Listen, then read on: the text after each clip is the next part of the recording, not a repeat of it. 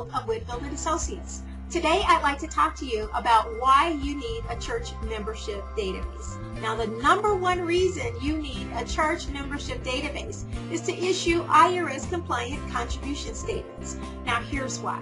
Let's say, for example, you're a church and you take up church donations or contributions from your members throughout the year.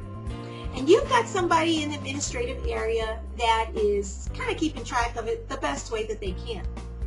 And at the end of the year, that person is responsible for totaling all the contributions and issuing a contribution letter to your members.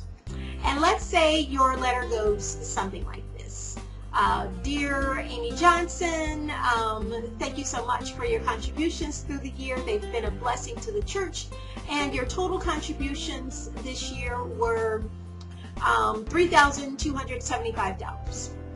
And now let's say your administrative person compiles these letters and does one for each member of the congregation, and they distribute them just after the end of the year.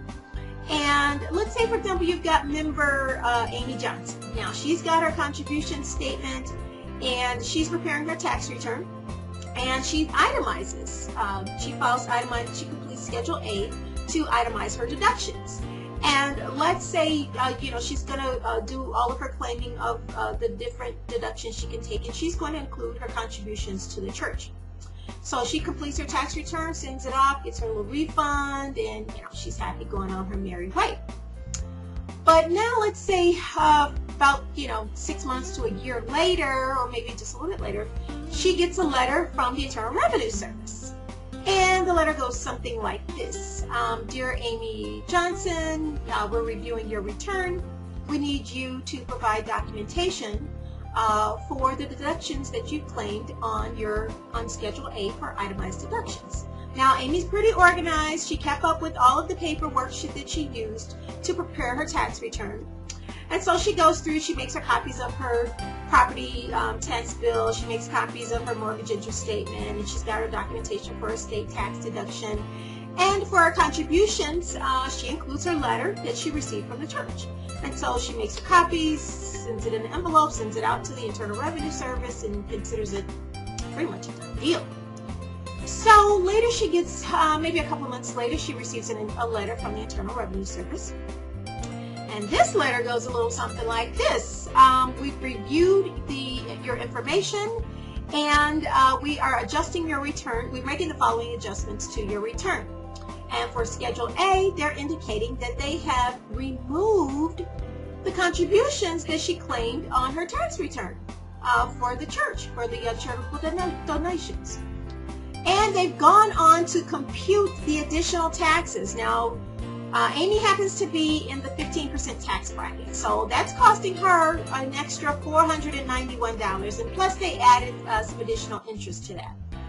So she's a bit concerned at this point, and she contacts the Internal Revenue Service to get a more clear explanation as to what's going on. And the IRS representative basically says, yes, we reviewed your information, however, the documentation that you provided for your contributions was not compliant with the Internal Revenue Code. Therefore, the deductions for your contribution was basically denied.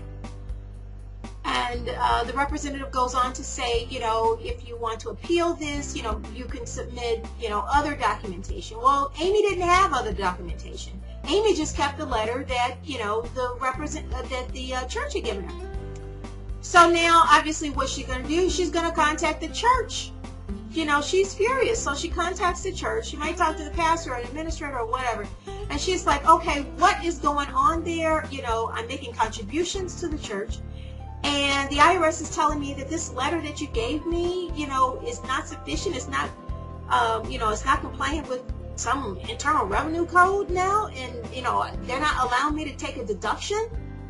What gives?